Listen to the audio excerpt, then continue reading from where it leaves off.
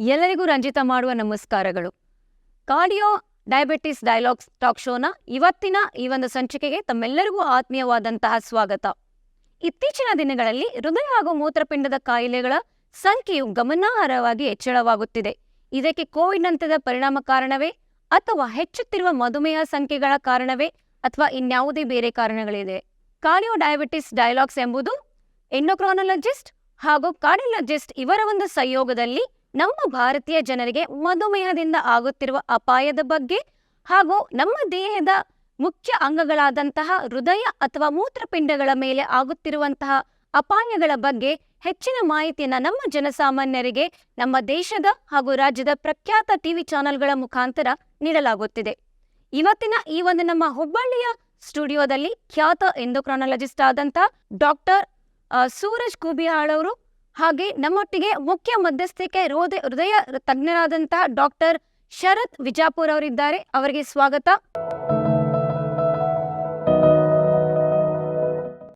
ಕಾರ್ಯಕ್ರಮವನ್ನು ಮುಂದುವರಿಸ್ತಾ ನನ್ನ ಮೊದಲನೇ ಪ್ರಶ್ನೆ ಡಾಕ್ಟರ್ ಸೂರಜ್ ಕೂಬಿಹಾಳ್ ಅವರಿಗೆ.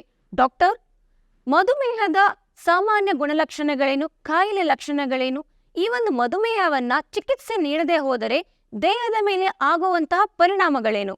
ಎಲ್ಲರಿಗೂ ನನ್ನ ನಮಸ್ಕಾರಗಳು. ಸೊ ನಿಮ್ಮ ಪ್ರಶ್ನೆಗೆ ಉತ್ತರ ಏನಂದರೆ, ಡಯಾಬಿಟಿಸ್ ಅಥವಾ ಮಧುಮೇಹದಲ್ಲಿ ಲಕ್ಷಣಗಳೇನೆಂದರೆ ಪದೇ ಪದೇ ನೀರಡಿಕೆ ಆಗೋದು, ಪದೇ ಪದೇ ಮೂತ್ರ ವಿಸರ್ಜನೆ ಹೋಗೋದು ಮತ್ತು ತುಂಬ ಹೆಚ್ಚಾಗಿ ಹಸಿವಾಗುತ್ತದೆ ಮತ್ತು ಊಟ ಹೆಚ್ಚು ಮಾಡಿದರೂ ಕೂಡ ತೂಕ ಕಡಿಮೆ ಆಗ್ತಾ ಹೋಗುತ್ತದೆ. ಆಯಿತಾ? ಸೊ ಇದು ಪಾಲಿಫೇಜಿಯಾ, ಪಾಲಿಯೂರಿಯಾ ಮತ್ತು ಪಾಲಿಡಿಪ್ಸಿಯಾ ಅಂತ ಕರೆಯುತ್ತೇವೆ. ಬಟ್ ಮುಖ್ಯವಾದ ವಿಷಯ ಏನೆಂದರೆ, ಇವೆಲ್ಲ ಲಕ್ಷಣಗಳು ಶುಗರ್ ತುಂಬ ಹೆಚ್ಚಾದಾಗ, ಅಂದರೆ 300-400 ದಾಟಿದಾಗ ಕಂಡುಬರುತ್ತದೆ. ಸೊ ಹೆಚ್ಚು ಜನರಲ್ಲಿ ಡಯಾಬಿಟಿಸ್ ಇದ್ದರೂ ಕೂಡ ಯಾವುದೇ ಲಕ್ಷಣಗಳು ಕಂಡು ಬರಬೇಕಂತಿಲ್ಲ. ಅದಕ್ಕಾಗಿ ನಾವು ಡಯಾಬಿಟಿಸನ್ನು ಸ್ಕ್ರೀನ್ ಮಾಡಬೇಕಾಗುತ್ತೆ. It's a screening disorder. ಅಂದರೆ ಒಂದು ವಯಸ್ಸಾದಮೇಲೆ 35 ಆಯಿತು, 40 ಆಯಿತು, ರೆಗ್ಯುಲರ್ ಆಗಿ ಶುಗರನ್ನು ನಾವು ಚೆಕ್ ಮಾಡಿ ಪತ್ತೆ ಹಿಡಿಯಬೇಕಾಗುತ್ತದೆ. ಆಯಿತಾ? ನಿಮ್ಮ ಮತ್ತೆ ಎರಡನೇ ಭಾಗಕ್ಕೆ ಉತ್ತರ ಏನಂದರೆ, ನೀವು ಡಯಾಬಿಟೀಸ್ ಟ್ರೀಟ್ಮೆಂಟ್ ಮಾಡಿಸ್ತೇ ಹೋದರೆ, ನಾವು ಈಗ ತುಂಬ ಪೇಷಂಟಿಂದ ಕೇಳ್ತೀವಿ, ಸರ್ ನನ್ನ ಶುಗರ್ 280 ಇದೆ, 290 ಇದೆ, ಆದರೂ ಕೂಡ ನನಗೇನು ತೊಂದರೆ ಇಲ್ಲ, ನಾನು ಆರಾಮಾಗಿ ಕೆಲಸ ಮಾಡ್ತೀನಿ, ಹಾಗಿದ್ದಲ್ಲಿ ನಾನು ಟ್ರೀಟ್ಮೆಂಟ್ ಏನಕ್ಕೆ ಮಾಡಿಸ್ಬೇಕಂತ. ಯಾಕಂದ್ರೆ ನಿಮ್ಮ ಶುಗರ್ ಹೆಚ್ಚಾಗಿದ್ದಾಗ ಅವತ್ತಿನ ದಿವಸ ನಿಮ್ಗೆ ಯಾವುದೂ ತೊಂದರೆ ಆಗದಿದ್ದರೂ ಕೂಡ ಕಾಲಕ್ರಮೇಣವಾಗಿ ಇದು ಹೈ ಶುಗರ್ ನಿಮ್ಗೆ ಗೆದ್ದಲೆ ಥರ ಒಳಗಿಂದಲೇ ಅಂಗಗಳನ್ನು ಹಾಳು ಮಾಡ್ತಾ ಹೋಗುತ್ತದೆ. ಯಾವ ಅಂಗಗಳಂದರೆ ಕಿಡ್ನಿ ಆಯಿತು, ಹೃದಯ ಆಯಿತು, ನರಗಳಾಯಿತು, ಕಣ್ಣುಗಳಾಯಿತು.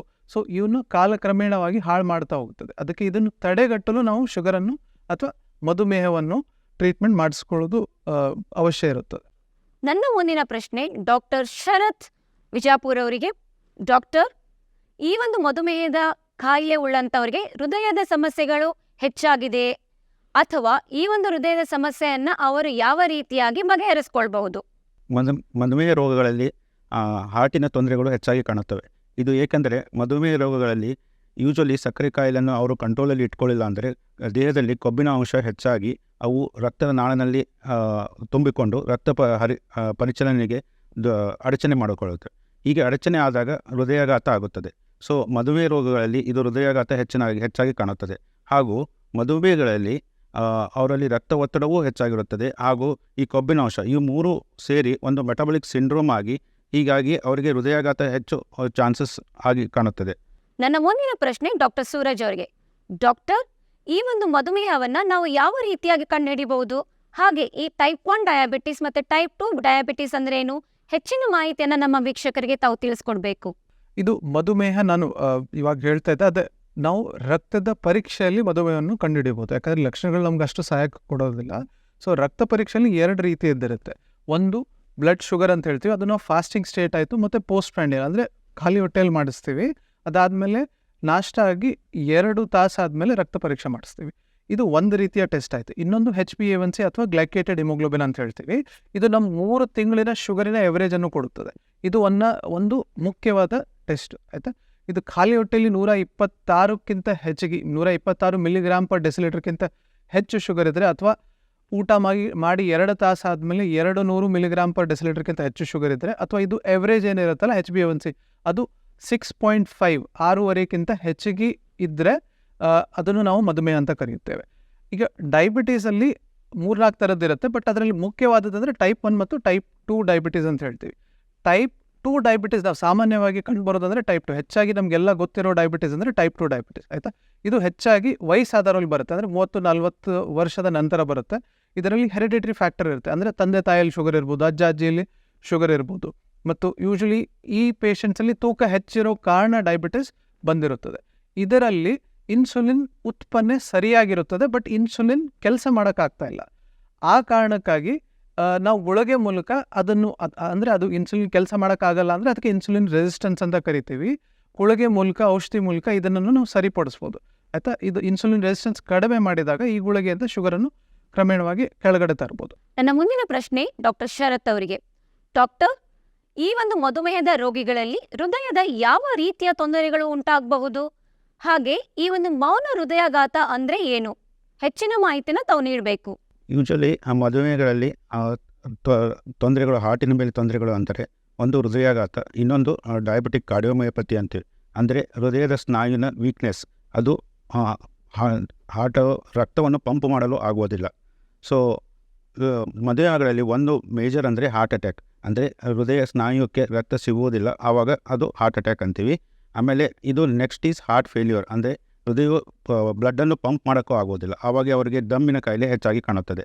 ಸೊ ನಿಮ್ಮ ಎರಡನೇ ಕ್ವಶನ್ಗೆ ಸೈಲೆಂಟ್ ಹಾರ್ಟ್ ಅಟ್ಯಾಕ್ ಅಂದರೆ ಇದು ಮಧುಮೇಹದಲ್ಲಿ ಮೋಸ್ಟ್ ಕಾಮನ್ಲಿ ಸೀನ್. ಯಾಕಂದರೆ ಇವರಿಗೆ ಇದು ಡಯಾಬಿಟಿಕ್ ನ್ಯೂರೋಪತಿ ಅಂತೀವಿ, ಅಂದರೆ ಅವರಿಗೆ ಹೃದಯಾಘಾತ ಆದಾಗ ಅದು ಪೇನ್ ಸೆನ್ಸೇಷನ್ ಹೋಗಿರುತ್ತೆ.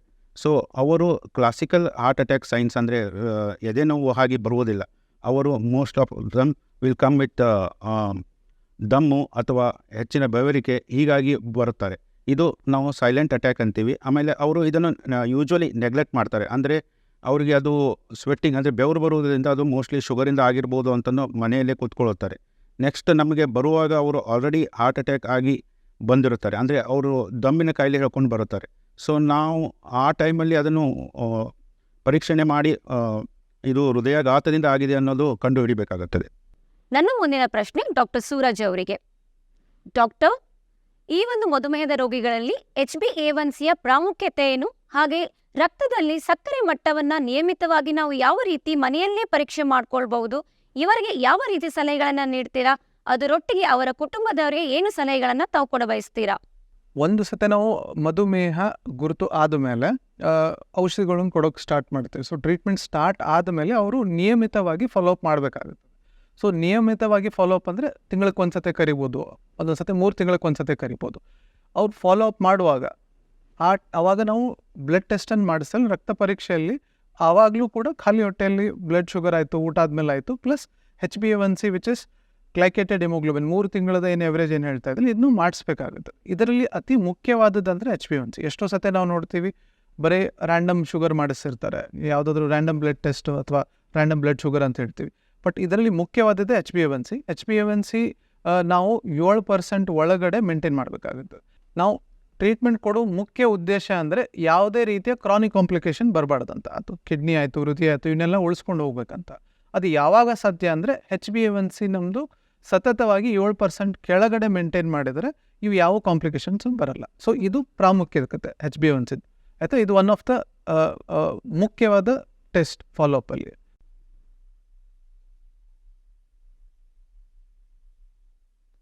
ವೀಕ್ಷಕರೇ, ನನ್ನ ಮುಂದಿನ ಪ್ರಶ್ನೆ ಡಾಕ್ಟರ್ ಶರತ್ ಅವರಿಗೆ.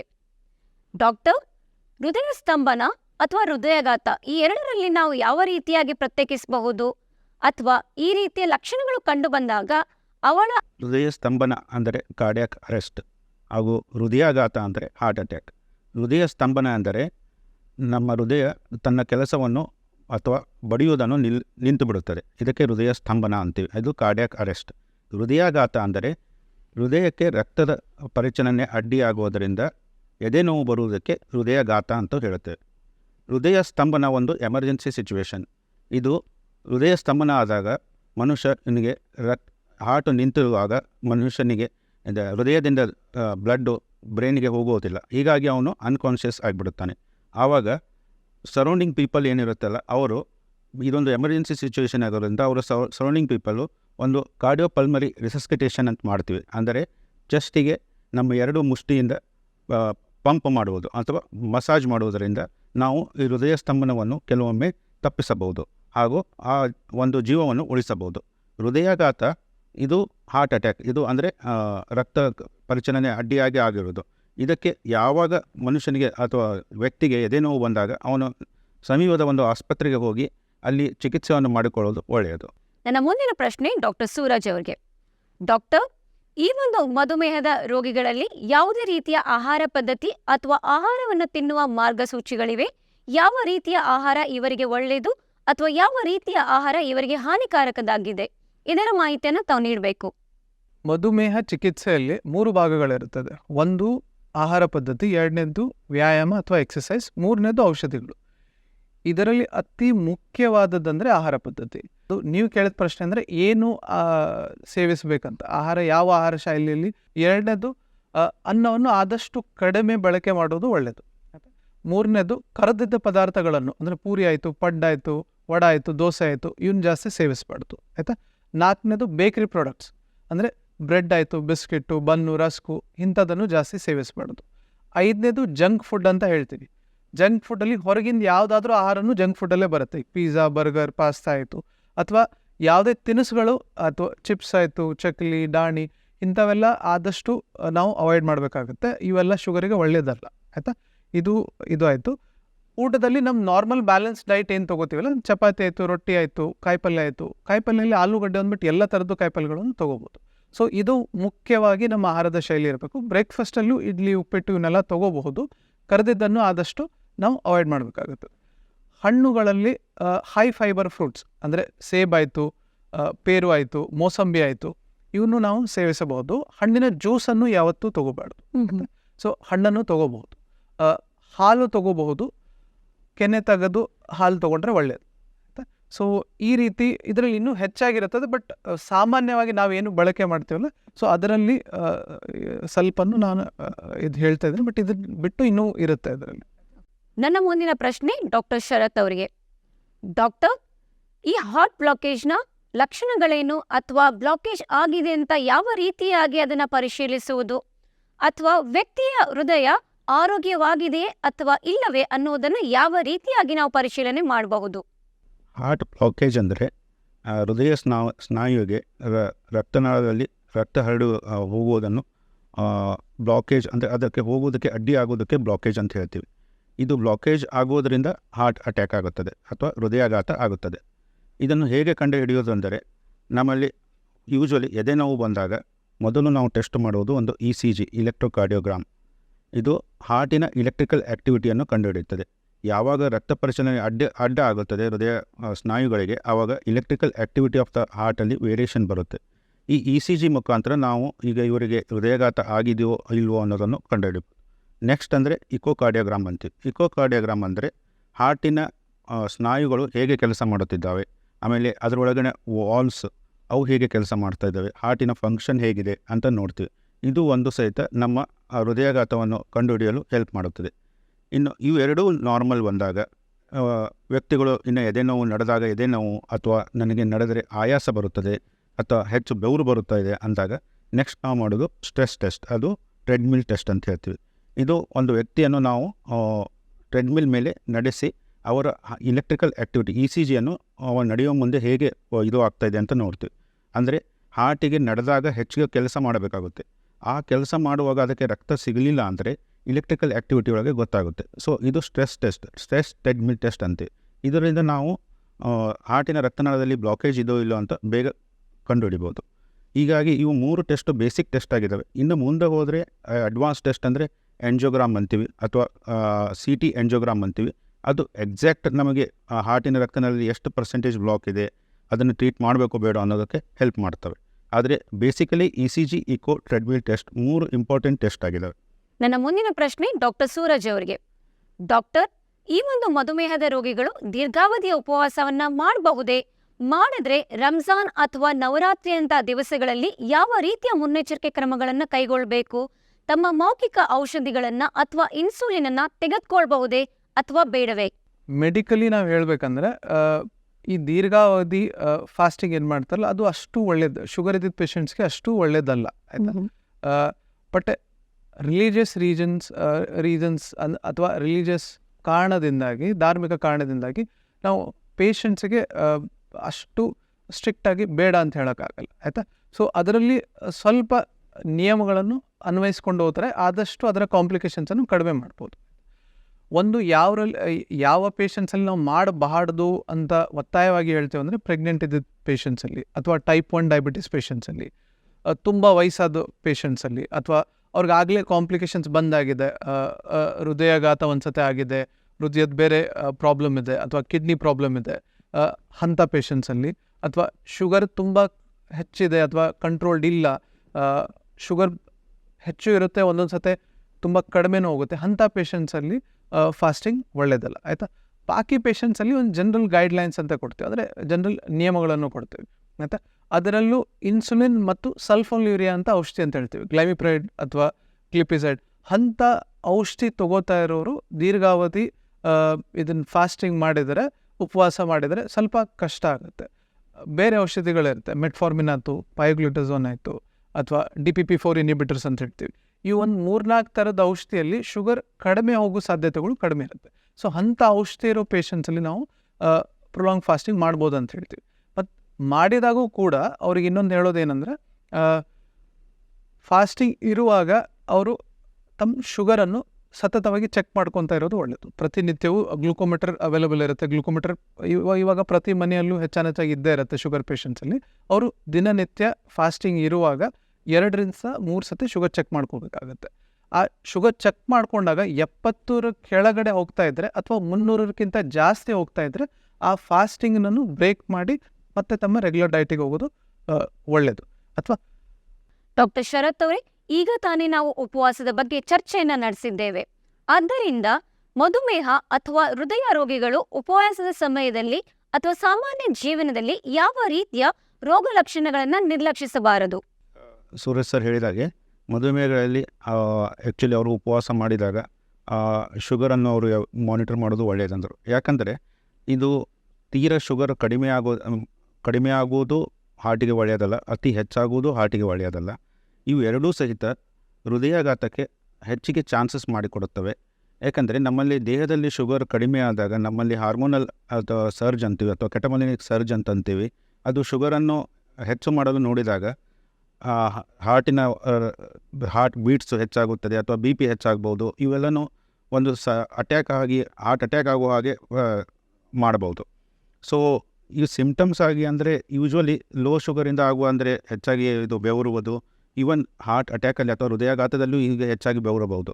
ಸೊ ಇವೆರಡನ್ನೂ ಡಿಫ್ರೆನ್ಷಿಯೇಟ್ ಮಾಡೋದು ಮಧುಮೇಹದಲ್ಲಿ ಸ್ವಲ್ಪ ಡಿಫಿಕಲ್ಟ್ ಆಗುತ್ತೆ.